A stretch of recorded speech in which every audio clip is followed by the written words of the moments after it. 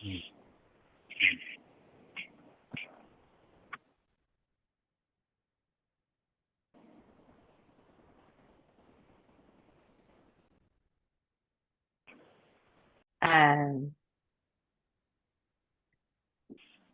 Welcome, everybody. Please change your name to your name and organization as you come on. That's helpful for all of us.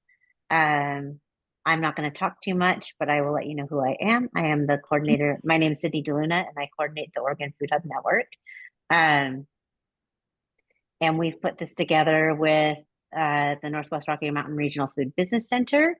And we have Sarah Masoni here to talk to us about what the Food Innovation Center does in Oregon, how you can work with it, what that looks like, and when it makes sense to work with them.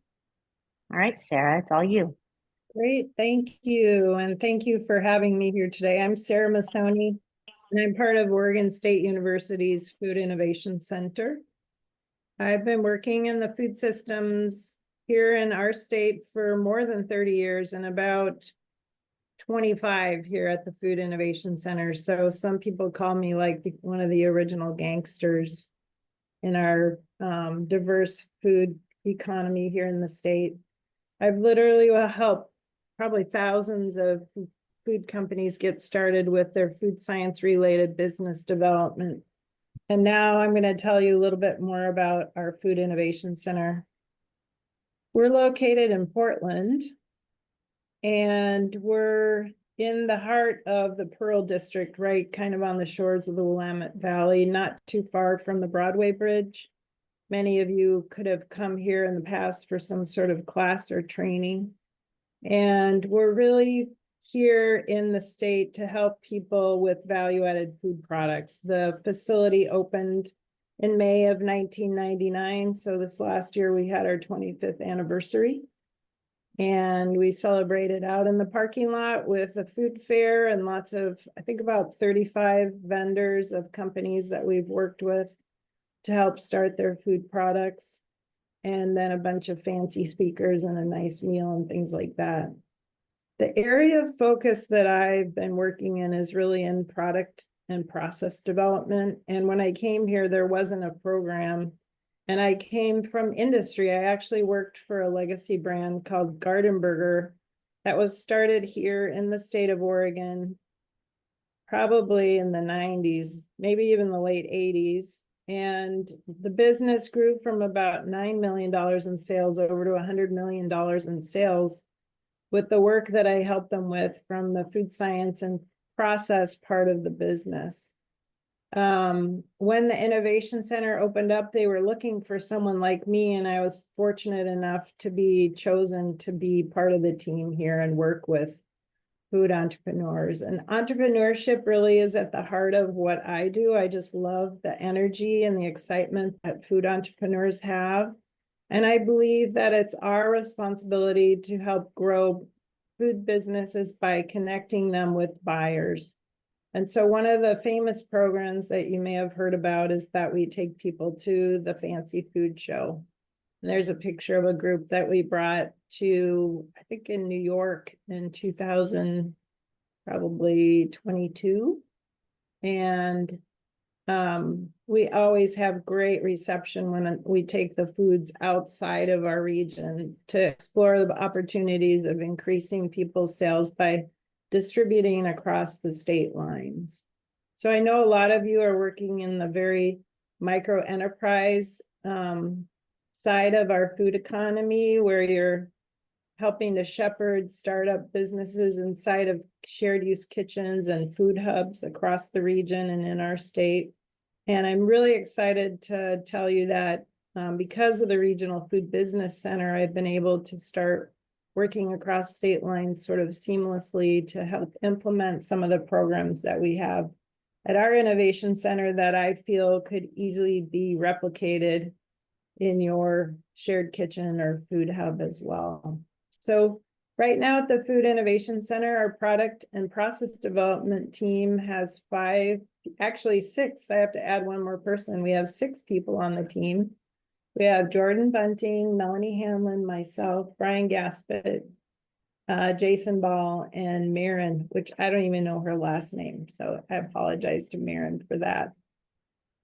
You can see the picture kind of at the top. That's Marcia Walker. She's our new director. She's been at the Food Innovation Center just over a year, and she is an OSU grad and has many, many years of industry experience and networking across the US that really has brought our facility and our services into the next generation of opportunity for the state and the region. So I want to first talk to you about what is product development. And we think about product development in terms of market opportunity. So is the product going to be able to be sold?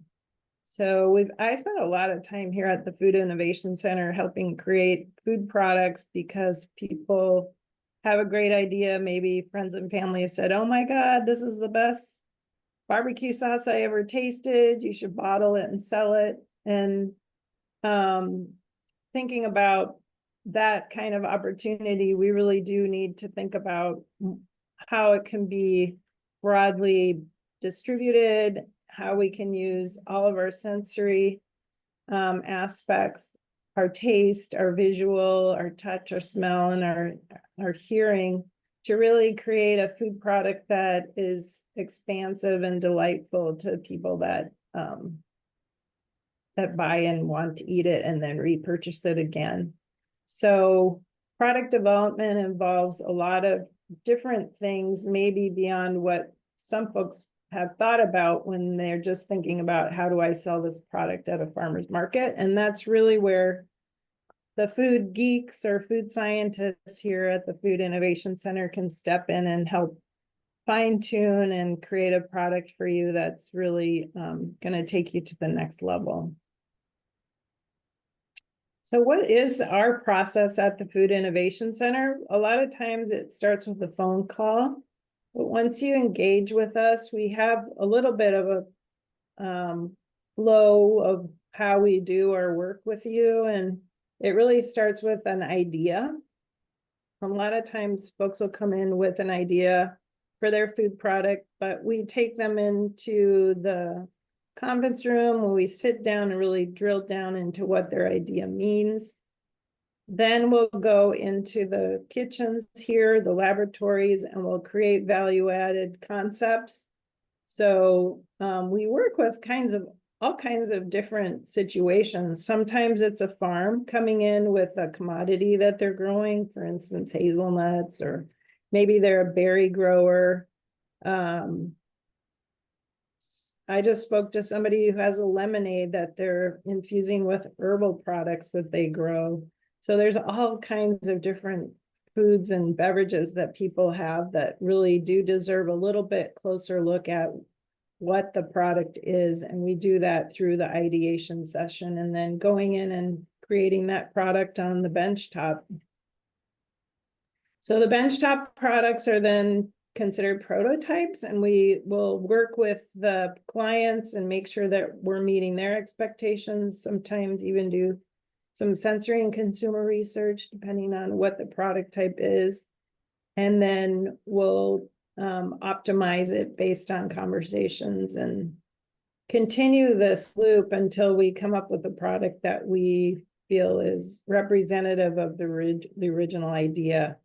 And oftentimes we'll help with commercializing the product and figuring out what some of the manufacturing ideas are for the person that we're working with. So that's like the previous one is kind of what we want it to look like, but really this is a little bit more about what it actually ends up being.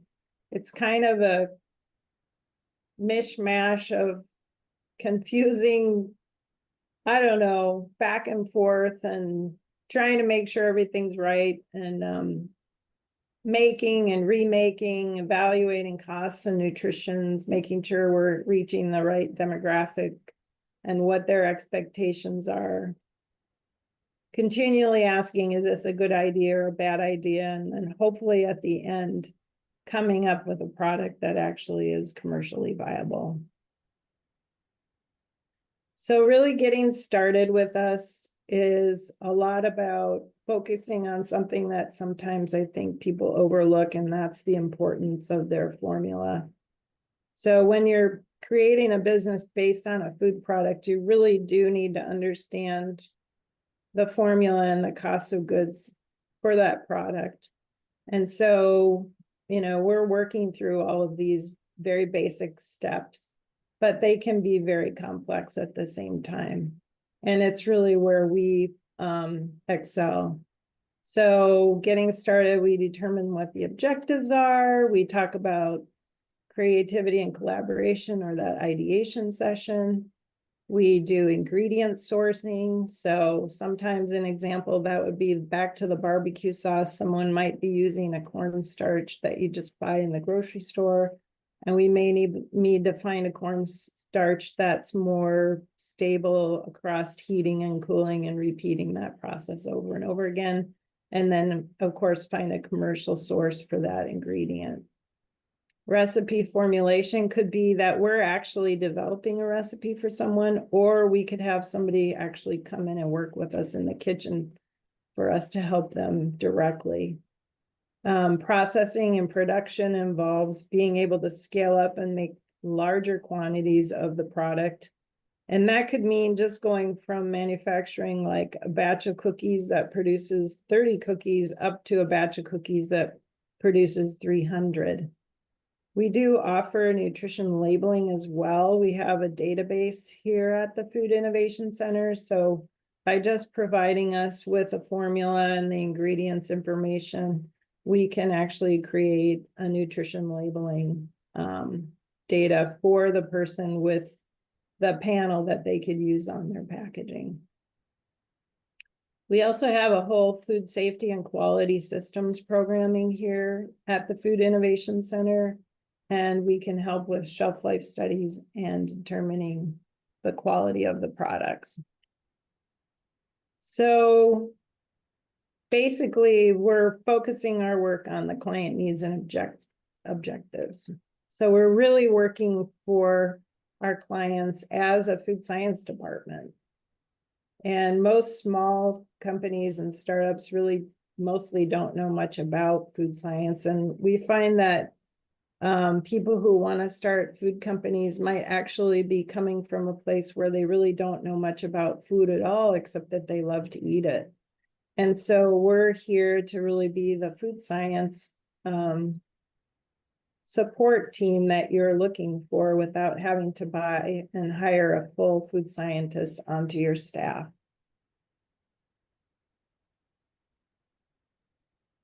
So talking again about ideation. So why this product? Why is it unique? What are some of the requirements for the product?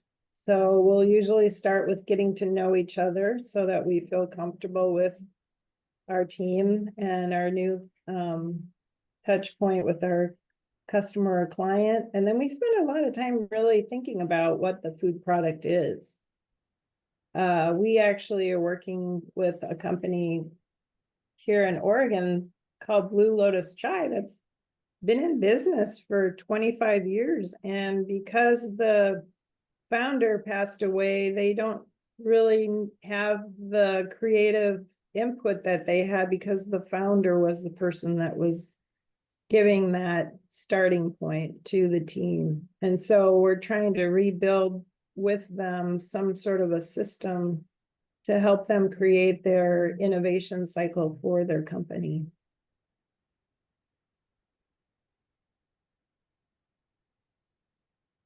Because we're part of Oregon State University, we do have the ability to do some market research through the OSU libraries, and we have access to Mintel data.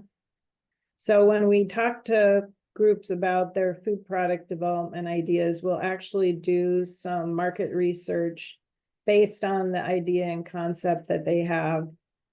We can pull market intelligence and gather data, set points and series to actually figure out if the product trend is going to work into the future. And then, of course, market intelligence. But not only that, we can look across categories and evaluate trends on other types of products to see what consumers are really interested in. So it's a really nice piece that we have available. This is a picture of the peanut butter aisle at probably some enormous grocery store. And you can see by all of the different types of peanut butter here that depending on the category you're going into, it could be highly competitive. And so what we'll try and do is help people find the niche that they need to make their product successful.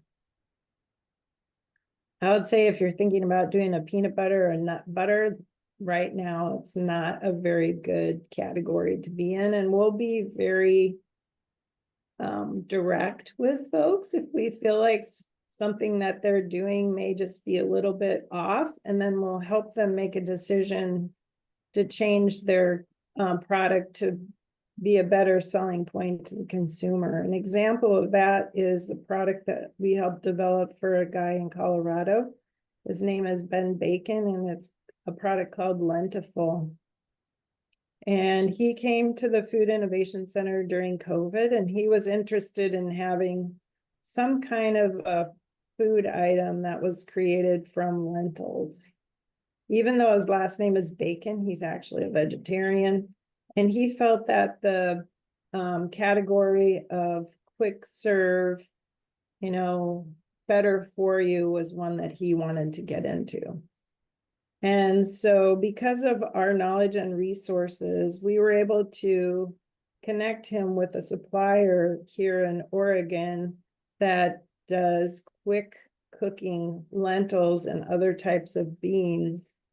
And so we were able to create a cup service of a lentil product line where you just had water, stir, and wait for a few minutes, and then you have a 200 to 300 calorie meal with 10 to 12 grams of protein, which is pretty amazing. And through our knowledge and research, we were able to help him make some decisions that have actually created a really viable product line that is selling very, very well. And within 2 years, he's in over 1,000 grocery stores and selling like crazy on Facebook. One of the tricky parts, I think, for scaling up for food entrepreneurs is actually ingredient sourcing and suppliers. A lot of what we're trying to do right now is to take ingredients that are growing in our region. But let's just admit to ourselves that not everything that we need is actually coming from our region. A good example of that would be baking soda or all the different types of starches, like the starch I mentioned for the barbecue sauce. Also, you might think about different types of fruits that might not be in our region. We don't grow citrus fruits in this Northwest Rocky Mountain region, and you might need some lemon juice to acidify your product. So we know where to find lemon juice concentrate down in California.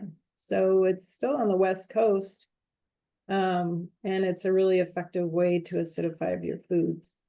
So we're able to identify ingredient suppliers and help our clients figure out where they can find the ingredients that they need.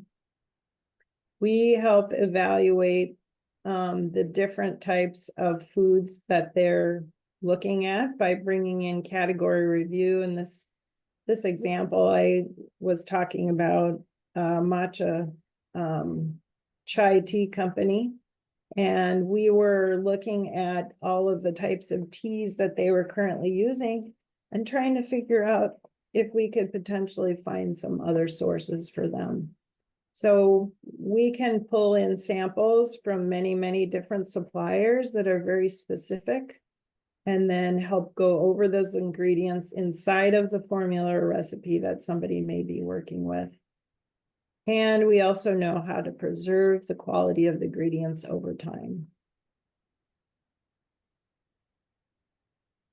So one of the things for recipe formulation that's really important is actually weighing the ingredients instead of using volumetric measurements.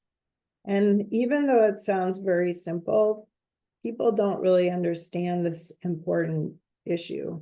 And there's a lot of urban legend that talks about how it's really difficult to scale up your product into larger batches. And that really ties back to this idea of using volumetric measurements.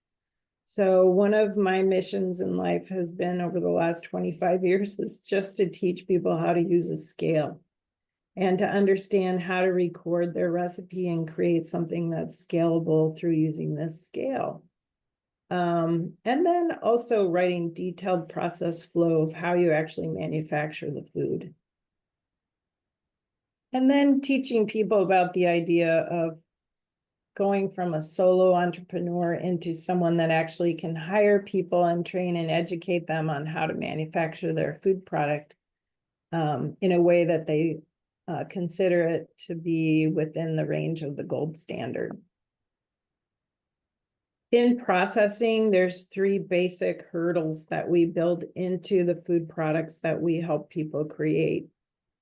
My goal for our entrepreneurs here in the Northwest has always been to use these three hurdles and to keep our ingredient statements very simple so that the foods we create meet the requirements for what I would consider either the natural foods industry or the specialty foods industry. I actually, in the time that I have been here, have never added a preservative, chemical preservative to any of the foods that have been created here. So first thing that we really look at are time and temperature. So processing times and temperatures. Those are the basis for good manufacturing practices and repeating the work that you're doing accurately every time.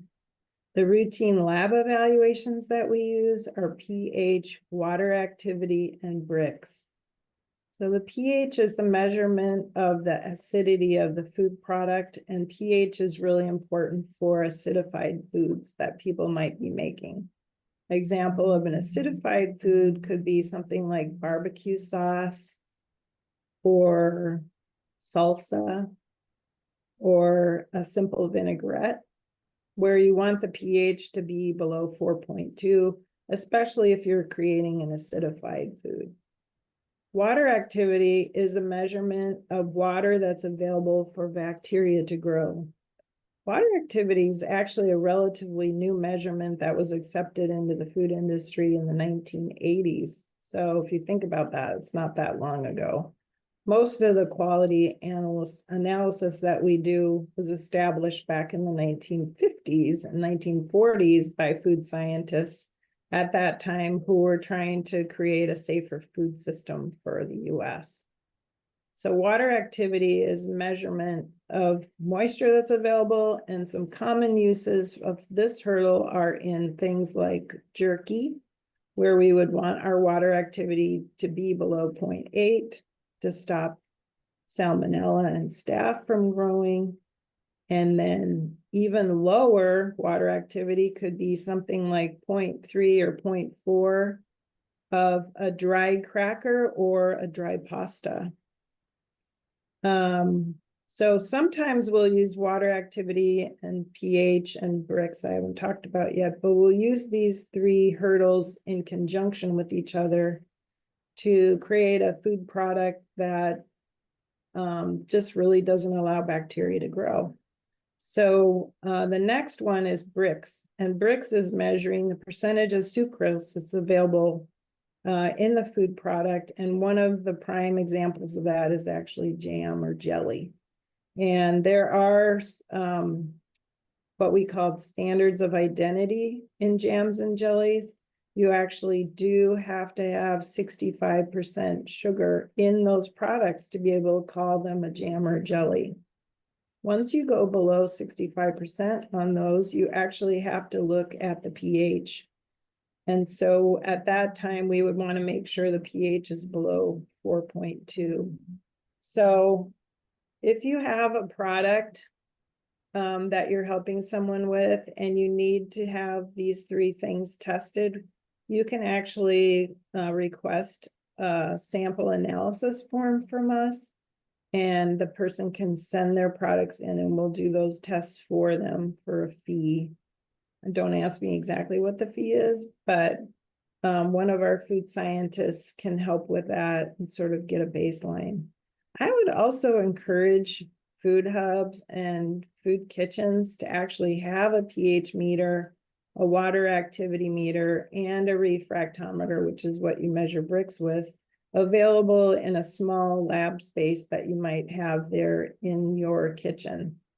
Because as people are manufacturing larger quantities of food, they really do need to be recording these checkpoints every time they make a batch of food, and then assigning a code date to the product so that they can track all of the information as they manufacture food.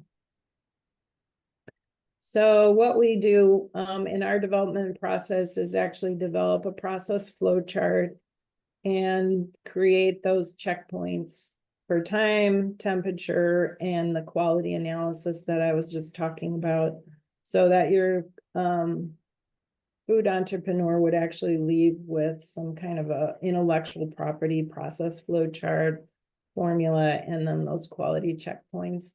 So if you're ever helping someone sort of work through that, I always tell people, write what you do and then do what you write. The importance of having these things written down for folks is that in order for them to scale their product and in production, they really need to do it the same way every time, because consumers are really expecting that McDonald's experience. And I'm sure all of you have eaten at McDonald's at one time and noticed that every single time you go there, the product is exactly the same. And so they have some process flow charts and controls in their system that we really try and do as well for our food entrepreneurs, that make things consistent and the same every time. One other small hurdle for food entrepreneurs is actually getting that nutrition label, nutrition facts panel to put on their packaging. There are some exemptions that are available through the Nutrition Labeling Education Act, but in this day and age, we can get a nutrition facts panel very easily for our producers by using a database. And the Food Innovation Center has that database, and we process nutrition labels for people all the time. So if there's someone that you know that needs a nutrition facts panel and they need a little bit of help with their recipe, please contact us and we'll send out the form to fill out. I believe the cost for a nutrition facts panel is $140. So food safety really is the responsibility of the processor, and that's why we all have liability insurance for our manufacturing, and we need to understand what the food safety related issues are for the food products that are being developed. One of the stopgaps that I've noticed for our food entrepreneurs is when they go to a grocery store and the buyer says to them, have you done your shelf life study? Do you know what the expiration date of is your food? I found that to be really an indicator from the buyer that they're not quite ready for that product to be on shelf. And they're considering it a little bit of a liability if the processor doesn't know their product well enough to have an expiration date or use by date or best use by date. So there's a little bit of work that needs to be done by the food entrepreneur, food processor, to make sure that they do have some sort of a shelf life study completed. And sometimes that just involves having those analyses done. Sometimes it involves what we call storage study, and we help people with that all the time. Sometimes if it's a refrigerated food, we have to do a microbiological study. So the food products would be sent to a third-party testing lab. And then sometimes people want to make claims about their food. So they might have to go through, for instance, Oregon Tilth if they want to be organic. They might have to get SQF certified. There's just all sorts of different audits and things that people may find they have to do as their business grows. I don't really recommend that a small startup focus on these key points unless they're highly funded. these sorts of things come up as the product grows and over time as they want to increase their distribution.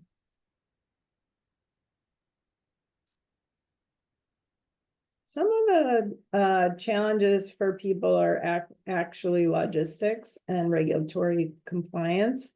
And we have this great company. We always give them a little bit of shout out. It's called Food Wit. They're here in the Portland area. They're actually an international company.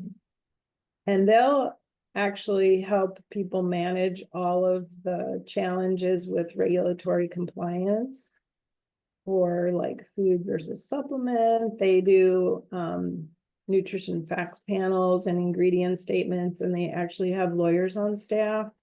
So if stuff's just getting a little bit over your head and you just want to refer somebody to a third party to help handle these types of questions, we recommend that you connect them with FoodWit or the Food Innovation Center. Of course, we'll try and help our best, but if it's a super complex question, it needs a lawyer to be involved, somebody's come up with something completely new and exciting, then we always send folks to FoodWit. So I think one of the most important things that we at the Food Innovation Center can help with is that entrepreneurial mindset. And our choice always is to invest in the person. So we get involved in all sorts of interesting stuff. And one of the things, actually, that fish you see over there on the right that's been happening here in Oregon and we're involved in is this idea of sustainability. And that's a fish where they've actually figured out that it's worth more than $80 if we can utilize 100% of the product. And so when foods become more complex and challenging, we're really interested in getting involved there. We want to help the startups, but we're also interested in things that are a little bit on the cutting edge. We have an accelerator that's through Oregon State University that can support products and process development with some scholarship funding there. If you have a really motivated entrepreneur coming and wanting higher level accelerator assistance, we can help with that as well. So I put a QR tag there that can take you to our website. And there's quite a few pages on the website, but if you click through all the product development ones, you'll find their next steps. And there's a connect paragraph there. And there's this blue link that says NPD project initiation form, and that's new product development. And that'll connect you into our CRM system. And you'll get a call from one of our food scientists to discuss your project. And then also there's a confidentiality agreement statement that you can click through to get your confidentiality statement signed. And then I would encourage you to make sure and go through that and make sure and click on all of the things in there. And even if you don't have all the information, I always say 70% is good enough. And even if you only have 50%, it's good enough. I think the most important thing is to have the courage to go on there and connect with us, because if you don't do it, then you don't know if we can help you. And so I would just, if you have people that are asking you a lot of questions and you don't know how to answer them, just send them here and send them to us, because that's what we're here for. Also, I'm one of the co-leads on the part of the Regional Food Business Center, which is pretty exciting. I think we're in about a year and a half. I'm sure Sydney's talked a lot about this, and some of you are in the Regional Food Business Center, but we're working with rural communities and underserved communities to help improve our local food systems. So the theme team that I'm on is called Connecting and Scaling Food Entrepreneurs.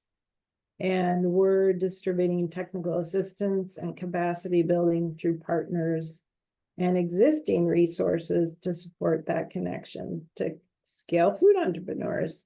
And so one of the things that's exciting for me about being on this theme team is that I've been able to bring a lot of the programming and systems that I've helped develop over the last 25 years across the 6-state region. I feel like my Oregon connections have been really good. I feel like I'm connected in Montana, a little bit in Washington. We've been serving Washington here at the Food Innovation Center for a very long time. But I feel like I could be doing more in the other 4 states. And so I really can encourage you, if you have a food entrepreneur that needs to talk to a food scientist, I am offering grant supported Zoom calls. And then on top of that, our group just released our business builder grant, and our group is focusing this first year on supporting shared use kitchens and food hubs, because we feel that the funds that we would disseminate out into those areas would actually help the most number of people. So if you're looking or interested, please go to the website. Here's the QR tag, and sign up for our Connect with Us, which puts you on the email list. You get all the information about the Regional Food Business Center. But also, our group has quite a few things that are available to food entrepreneurs in the 6-state region. And I feel it could be a little bit more competitive. We've been doing it for a year and a half. One of the great things you can check in is the Meaningful Marketplace podcast. We spent all last year interviewing food companies from across the region. I think we have 48 podcasts, between 6 and 8 from each state. So there's stories that you can listen to from lots of different food entrepreneurs, and it's a great learning tool for food entrepreneurs to listen to. We have I think we have 220 plus episodes of all different kinds of food businesses, and their questions and answers are pretty amazing.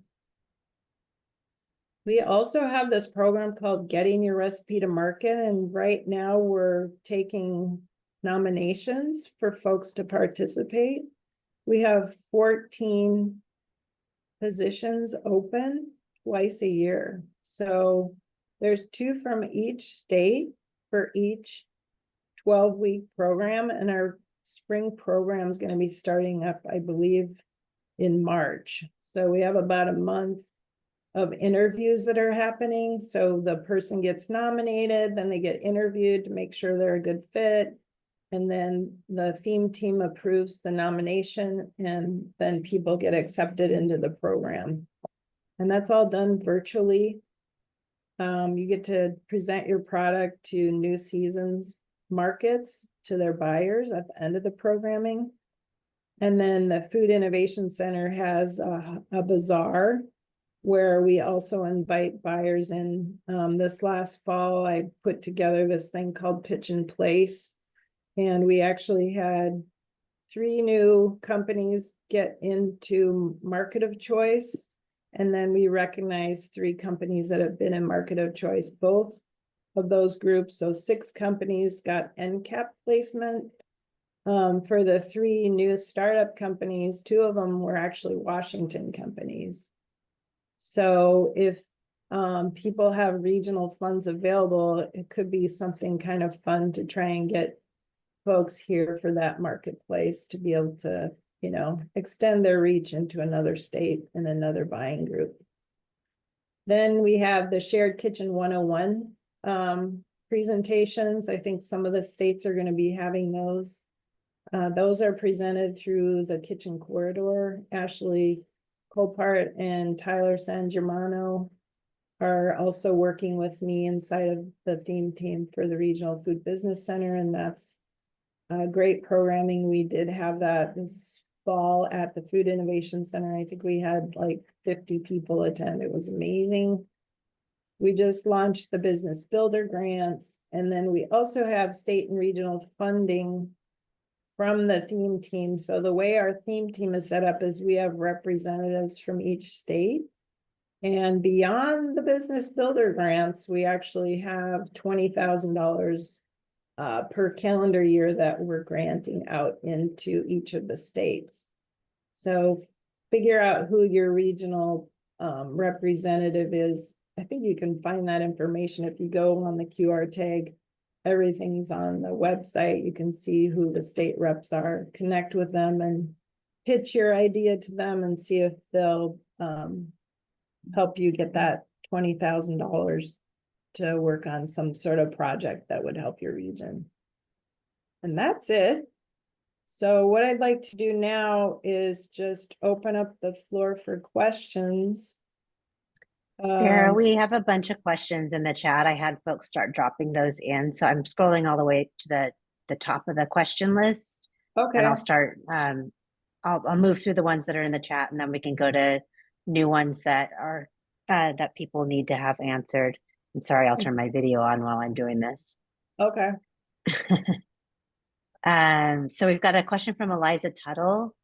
Who can engage with you? Does it have a cost? How many months, years, and does the workflow typically take? I think we're looking for some, what is your region of service that you offer? Yeah, so our Food Innovation Center was originally set up to serve the state of Oregon, but we have found over time that there are people all over the world that hire us to work on their products. So So we you're not don't restricted to Oregon. we are not restricted to Oregon. And we have an hourly rate that is based on, it's supposed to be non-competitive, and we're supposed to be reviewing it, but the hourly rate right now is $190 an hour. So one low barrier to entry I find for food companies is to actually sign up for a small block of time in the kitchen with one of our food scientists. So in 4 hours, a lot of times you can resolve so many issues and record so much information. So that's probably the easiest way to use our services.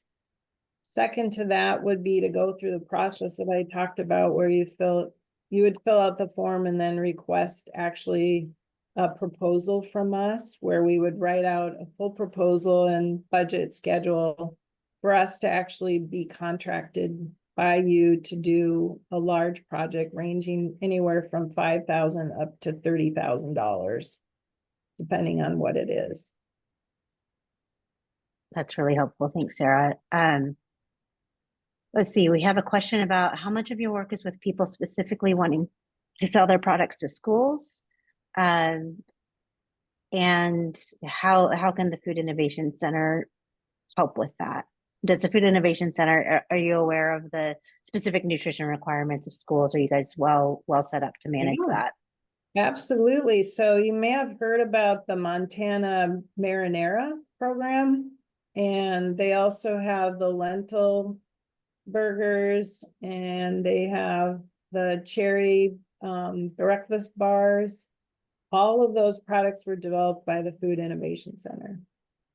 And so the state of Montana contracted with us directly through the Mission Mountain Group. Jan Tusick and I have been working together probably for more than 10 years, maybe could be almost 15 years. And what they do is they hire our team to create the product, and then we travel to their facility and we help them scale it up and support them through the manufacturing. So that's been a great connection. And then we also here in Oregon have some, the Oregon Food Institution Collaborative, OFIC, which is being managed through Healthcare Without Harm and the Oregon Department of Agriculture. We're working on food systems, farm to school, whatever people come up with on all sorts of products. One example is Elaine's Kitchen. I helped her with the shelf life study of their injera. And she first came to us, I don't even know how many years ago, to get her product analyzed for shelf stability and the acidified foods program. And she's selling her sauces into the schools. Umi Organics, another case study where she was making yakisoba noodles. We helped her with her preparation instructions for preparation of the noodles in an oven in the school system so that she could support and sell her noodles into the schools. And we do help with the nutrition analysis to making sure that you meet the school nutrition requirements. We can do that. Yes. Cool, thank you. Then we have a question about gluten-free. Sandra, you had asked it as is it a dedicated gluten-free section? But really what you're wanting to know is, can the Food Innovation Center help with gluten-free processes and nutrition and all of that good stuff? Correct? Yes. Correct. Yeah. So we actually have an enormous gluten-free project right now for the Farmers Rice Cooperative down in California. They are producing some alternative preparations for the food industry. Right now we're doing a big panko crumb study for them. It's all gluten-free. We just formulated a bunch of gluten-free products for some other folks. I'm gluten-free. We do a lot of gluten-free work here. Yeah. What can be done remotely and what steps need to be in person in Portland? So I work with people on Zoom calls all the time. I have a Calendly appointment thing. So when you email me, I'll send you the link and you can sign up for consulting time.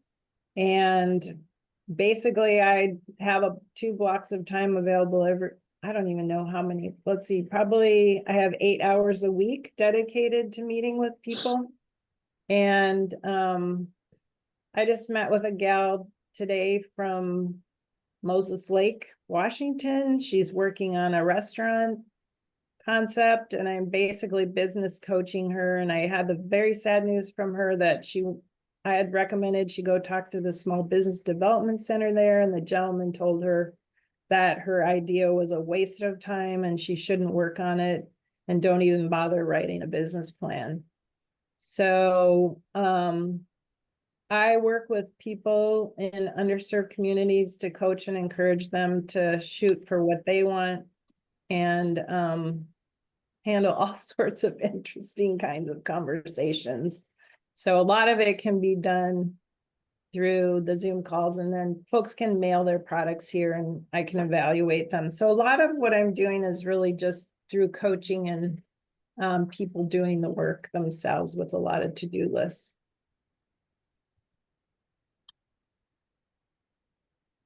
Sarah, I had a question about what entrepreneur is appropriate, is at an appropriate scale for working with the Food Innovation Center. Where do you see it making sense? Is somebody, producing for, cottage level scale, folks doing entry level wholesale? Like at what point do you feel like, yeah, this is worth their time and energy and money?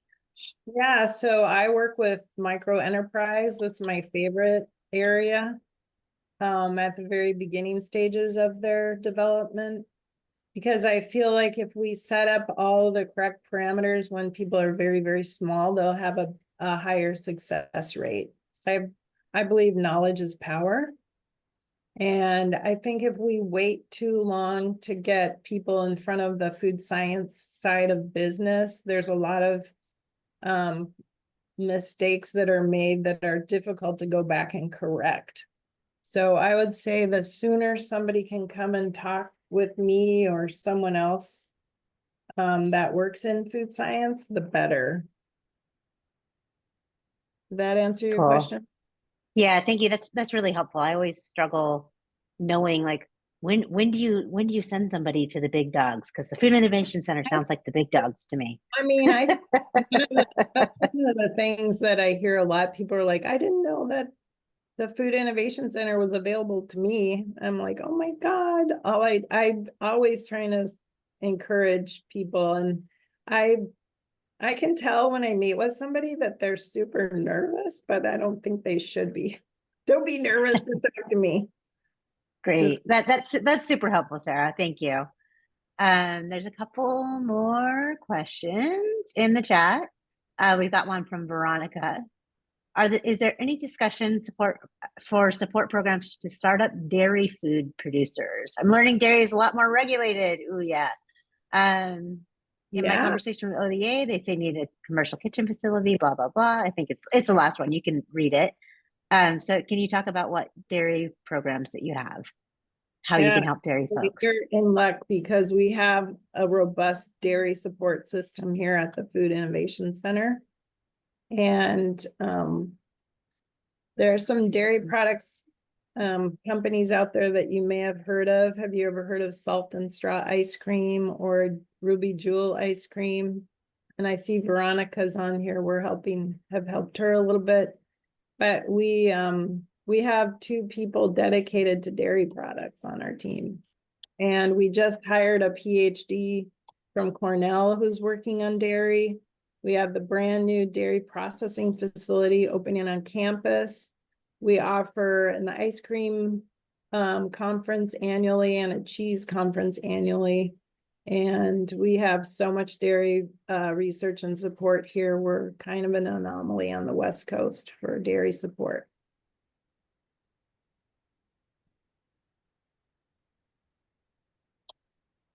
And I want to answer a little bit more in terms of other support that's available for dairy. It's not necessarily dairy specific, but there is some other programming through the Regional Food Business Center that might be helpful for you, such as like this call was arranged by the Right Size Investment in Infrastructure theme. Some of our offerings might be useful to you. So definitely poke around and look at your state, community, offerings as well as what the Regional Food Business Center has to offer. Sorry, I'm losing my voice today. I'm sorry. Yeah, I think the Regional Food Business Center, getting on the Connect with Us, make sure you get on the email list. When you go in to fill out the paperwork there's like a quick survey. You can select to meet with someone specifically, and you can select to meet with me, or you can select to meet with Sydney, or you can select to meet with any of the other leaders, Melissa. And definitely connect with the folks in your state if you have not already through the Regional Food Business Center. Each state has its own team, and they are very well connected with all of the other programmings and the theme level programming. I know it sounds really complicated, but it's not really complicated for you. Just talk to your state person. If you get overwhelmed, talk to your state coordinator and they can help make sure that you're connected to the right set of programs. What other questions do we have for Sarah? Looks like there's a jam question. Oh, did I miss the jam question? This came Go for up. it. Yeah, so it looks like you have some questions about getting your jam business started. You should just connect with me and we can go through your specific questions and I'll help you get that all lined up. To find your state contacts, you can go on the Regional Food Business Center website. And each state, you can connect with the folks in each state by clicking on the state, and it brings you to their page to find out. Yeah. I highly encourage all of you to poke around on that website and just learn more about what the whole slate of offerings is. Sarah's one amazing person who knows an awful lot and is an absolute subject matter expert. And we have subject matter experts all over our 6-state region. And for those of you who don't know, our 6-state region is Oregon, Washington, Idaho, Montana, Wyoming, and Colorado. So we have access to an incredible amount of knowledge and resources that we've really never connected in this way before. So it's pretty novel, and it's a lot. It's pretty startling. Yeah, and for Veronica, you're going to be able to connect with OSU's new dairy processing plant. It's scheduled to be opening sometime in this year, and so you would be able to go there and work with them to produce ice cream. It's not going to be for free. You're going to have to pay, but that'll be a place where startup dairy processors can go to produce their products. Aisha, with the jam question, have you connected with Business Impact Northwest? That might be a good starting point for you. I actually have. So Okay, I've good. been producing and selling for almost 3 years now in Oh, Washington. So I am connected to Business Impact Northwest, but I got on this Zoom because um it's a lot of information. There's a lot of mhm. things that I haven't done. I would love to scale my business, but I haven't done a lot of these things that Sarah was talking about. And so, where everybody's like on the outside, oh, you're ready, you're ready, you're ready. For me, no one ever really talks about food science. Yeah, so you should No, go through the Regional Food Business Center, do the Connect with Us, select Sarah Masoni, and okay, then schedule an appointment with me. okay, And okay. Thank we'll you. I'll help you figure it all out. Okay, thank Yeah. you. Yeah. Quick question. Ivy, it looks like you have a question. Yeah, thank you. I'm with WSDA in the regional markets team, small farmers and producers. Hey, Sarah. Hey, Sydney. Nice to see you guys. Um, I I also want to just put a plug for folks who are in Washington to contact us here at Regional Markets if you have any other questions too. We are so on your team. One thing that stood out to me was point on co-packing. Can you speak to what like that looks like from your lens? Yeah, so when I talk to people about co-packing, I really ask them to take a hard look at what they're doing. And one of the first things I'll ask them are you running your product and process 24 hours a day, 7 days a week?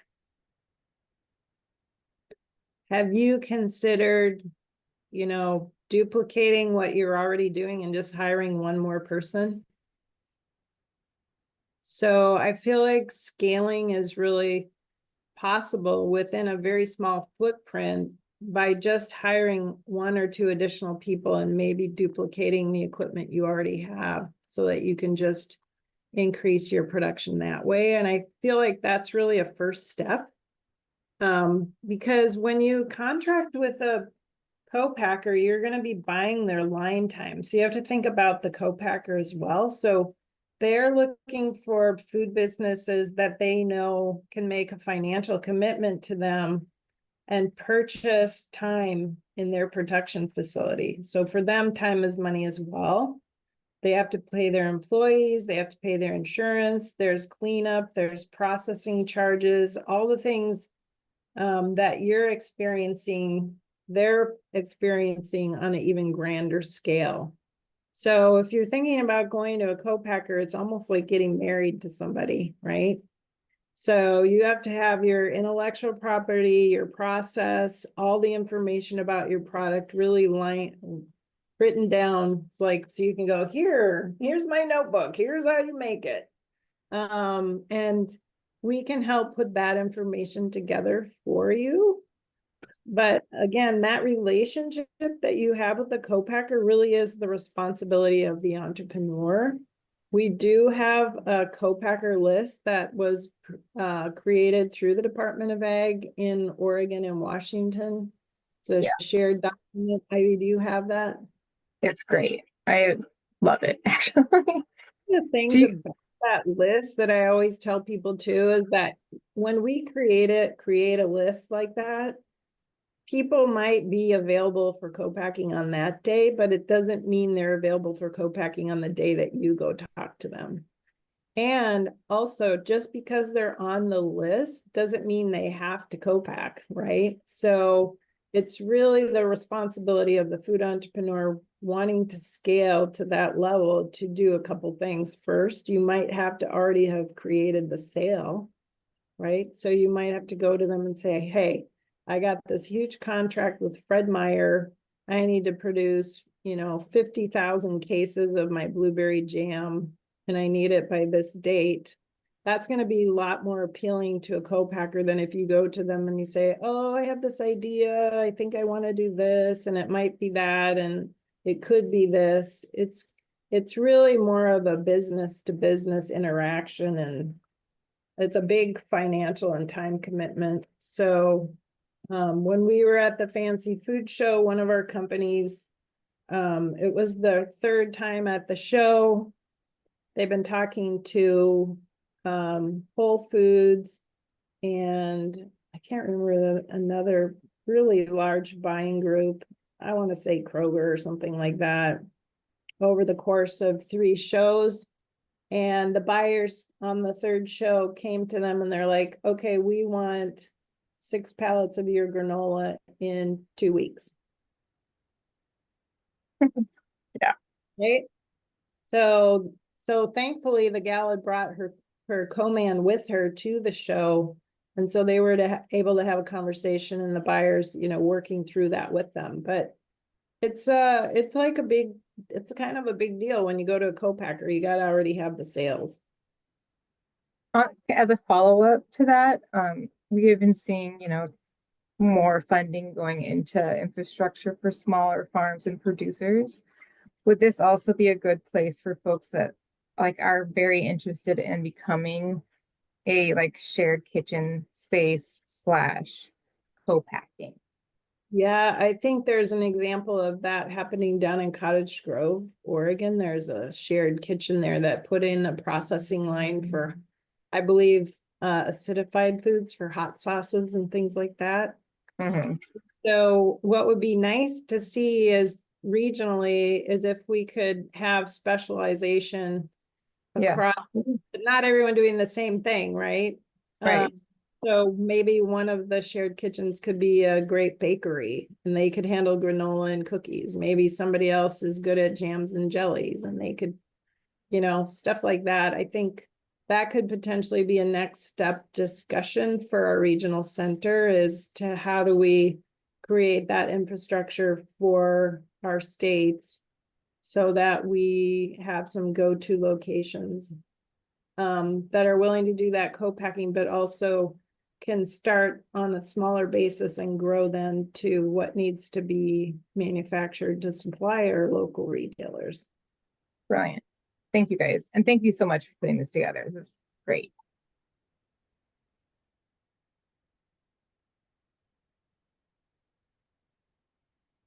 So Ivan is asking about the Cottage Grove kitchen contact information. I think they call them, what do they call themselves, Sydney? Is it on your? It's Bohemia, isn't it? I was working both. to pull up the Bohemia Food Hub, Yep. and I'll drop the link to their website in the chat. Andy, it sounds like you're volunteering to run some co-packing up on the North Coast.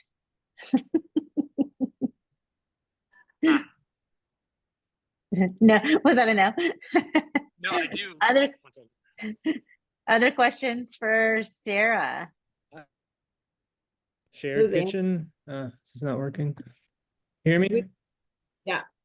Okay. I do think tailoring a shared kitchen to kind of a more standardized use is really a motivating idea, because it's hard to be a kitchen for everybody. And we have had bakery operations specifically that have wanted to do more out of our kitchen than we've been able to accommodate, because we are reserving space for other types of projects as well. So I think standardizing in some way what each kitchen, as long as you have a community of kitchens, what each kitchen is doing would be really helpful in streamlining an entrepreneur's kind of trajectory. Yeah. Yeah, I've thought that for a long time. It would be helpful to do that.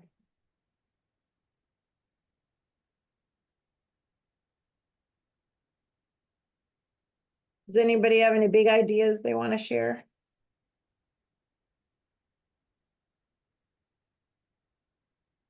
Yep, local churches do have kitchens, so do Grange halls, senior centers. Sometimes, actually at one time, Portland was talking with us about using low-income housing kitchens.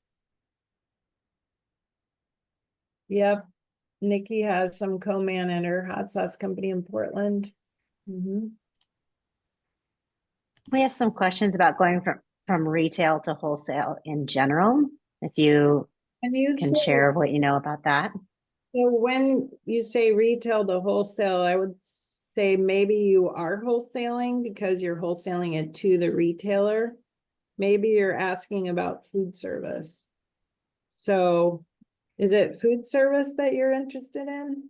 Or are you talking about you're selling retail at a farmer's market now, and now you want to go and sell wholesale to a grocery store so they can sell for you? Selling business to business. Sam, if you want to go off mute and kind of work out what your question really is with Sarah, I think that might be helpful. Sure. Yeah. So essentially, right now I sell only at farmers markets and events. And I was hoping to potentially get into like cafes and grocery stores, maybe not quite yet because you need to have your packaging all aligned, Yeah. but potentially selling to like pans of my product to cafes and stuff like that. Okay. So one of the tricky parts is actually starts back at that formulation stage where you're actually, once you have your formula written down, you can actually figure out exactly how much the product costs. Because for every percentage of food that's going into the product, you can assign the cost per pound and then figure out the actual costs with, you know, all your labor and your overhead and stuff like that. And one of the tricky parts is that you should be selling it at the full retail price, which should be including the margins that you need to share when you go into wholesale distribution. So if you're selling a croissant right now for $5 retail from direct to consumer at the farmer's market, then the retailer that's going to sell it for you needs to be able to sell it for $5 as well. So you can't sell it to them for $5. So you need to look at your margins and figure out what is the wholesale price of this product. And then you have to build in all of the distribution percentages to make sure that that can happen. And there's some calculators online that you can use. I can't think of the name of it, of whose it is, but you can just Google margin calculations for food. And so there's a couple different calculators you can find. And so I would really start with making sure you understand the true cost of your product and then start looking at the margins to make it appealing for someone else to sell. Because you can't give stuff away, right? You can't subsidize someone else selling your product, and you need to make sure that the product that you're selling is one that's sustainable from a cost standpoint. What about like a regulatory standpoint as well? So who are you currently licensed by? Are you licensed by the county? Just King County. So when you're licensed by the county, then you, and I don't know for sure, but we have Ivy here, so she can talk about this, but sometimes you have to file a variance. At least in Oregon, we have two governing bodies. We have our county inspectors who are really managing the direct sales. So when you're like a restaurant or a food cart or baking and selling directly at farmers markets, you're usually managed through the county license. But once you go into distribution, sometimes the county will ask you to file for a variance, because with the county license, we're looking normally at a 7-day shelf life. And when you go into distribution, you need a longer shelf life of your product.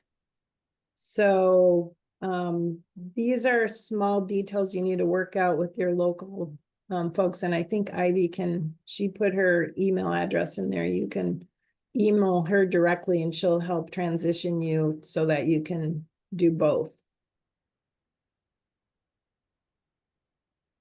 Thank you. Looks like we have a question from Melissa. All right, Melissa.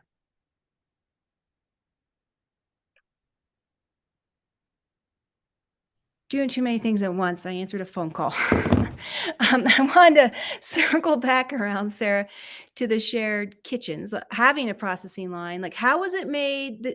For those who have it, how was the decision made to pick one specific processing line? Especially if you have multiple people, like, oh, I'm the baker, I'm the egg grater, I'm the hot sauce maker, and they all like, do you go with majority vote? Like what, if for those who have done it, what's been the process to have that community decision I made? mean, I believe in not, I believe in it. I don't believe in if you build it, they will come. So what I would think I would want to do is wait until you find somebody that needs to grow and expand and then make your decision based on that. Mm-hmm. So Someone who's ready to go, has a kind of a proven business and is like, hey, I just need the space and I'm willing yeah. to. And so then you sort of flex and work around what they need. And Okay. that helps you. I mean, I like down in Louisiana, they built this whole processing line. And it was like part of their innovation center. And I think that was like kind of ill-fated because they didn't have the people to use it, right? So even I learned that a long time ago in manufacturing. I thought if I asked for a cheese, of all things, I asked for a cheese grading system to be so we could grade all our cheese at the Garden Burger veggie plant. It cost like $20,000. But what happened was we ordered this piece of equipment, we brought it in, and we realized for us to become a cheese grading business so that we could just serve ourselves, we had to like hire a whole different crew of people. We had to have all of the warehousing in place and all that kind of stuff. And so that equipment just sat there and it was $20,000 wasted. Just because of, I thought maybe we should be doing it, but we found out we actually really did need to hire a company that graded the cheese that we needed because we needed like 10 pallets of it a day and we just needed it delivered. So there's some thought that needs to go into that. And so from that, I kind of learned really need it to be based on what you actually need and somebody that's actually really interested in doing it at that time, not on what you think you need. Yep, Melissa, I think a good example of that is, Nikki Guero's facility. And for those of you who don't know her, Nikki Guero owns Hot Mama Salsa, and they produce salsa, a number of salsas, chili crisps, and chips. And she recently, in the last year and a half, took over a much, much larger facility than she'd been operating in the past. And she realized her facility that is designed around doing these specific processes had a lot of excess capacity, and she didn't have the throughput yet to fill up the capacity. So she started doing some co-manufacturing. I think that's sort of the best case scenario is like you as a business, if you want to do some co-packing on the side, you already have expertise, knowledge, use that equipment, understand it, have a maintenance plan, all of this stuff. So you're really extending your existing set of processes rather than learning a whole new set of processes and bringing in a whole new set of very, very expensive equipment that has very interesting maintenance needs that you are unaware of. I think those are the best case scenarios. Cool. Thank you. So Sandra, you said that some of your products have better margins than others. Yes. Just because what the market will bear here in Salem, the pricing here is really interesting if you compare pricing here in Salem to what you can price it for in Portland. Salem is much less. I have people that walk up and just, freak out because I'm charging $3 a cookie. Oh, so maybe what you would want to do is find a couple locations in Portland that you could distribute to, sell to. Good idea. Sometimes working with other companies in your area that are moving foods back and forth could be a really good solution for you. So if you have a delivery coming in from some, like, let's say you're buying butter, I don't know, are you baking stuff? I am So maybe you're having gluten-free. butter delivered. You should start talking to that butter delivery guy and find out where else he's delivering, and is he going up into the Portland area, and maybe they could backhaul product for you to some other accounts you might have set up. So it's not really creating any extra work for you, but you're able to leverage a system that's already in place. I think I need to talk to you guys first. Yeah, be happy to talk to you.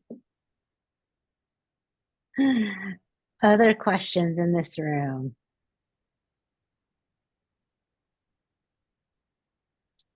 I did have one other question.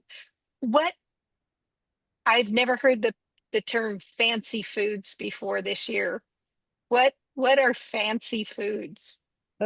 That's a good question. So there's a group called Specialty Food Association, and they're putting on 2 big shows annually for buyers. And the theme team that I'm on, the entrepreneur one, is bringing food companies, 2 from each state, to the 2 shows. And those companies are being nominated by the state members that are on our theme team. That's why you can go and connect with those folks. And so right now we're getting ready to go to New York. The show is, you can just type in Specialty Food Association and you can go to their website and learn all about it. The New York show is June 29th to July 1st at the Javits Center. And the Food Innovation Center has been going to those shows for more than 10 years, bringing food entrepreneurs from the local here, anyone who's worked with the Food Innovation Center. And then now the Regional Food Business Center has been bringing companies to the show for the last year and a half. So we're having groups of 12 to 14 going with the center to the show.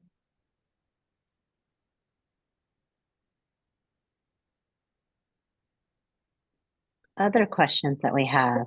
The funny part about going to that show is that our local buyers go to those shows.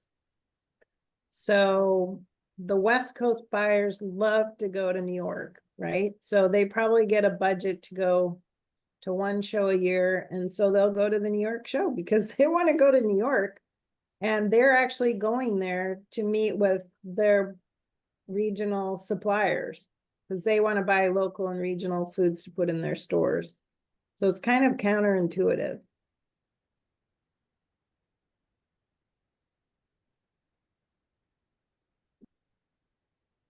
Other questions for Sarah while we have her?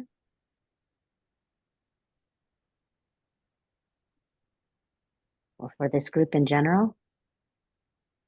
Doesn't have to be just to Sarah. Questions about the Regional Food Business Center? Let's do that while we have folks here. Other questions about the Regional Food Business Center? We've got a question from someone, I don't know who it is because they're still coming up under my name. Are there any resources online where you can find a list of co-packing facilities in your area? Sarah, can you, I know we can speak to Oregon, but do you know anything about the other areas in the region? Actually, the Specialty Food Association has a co-packer list that's across the US. And so sometimes we can't even find people to co-pack our products in our region. So you might have to go outside of the region. So it's good to look at the national list. And then Ivy and I were talking about it. We have an Oregon and Washington co-packer list.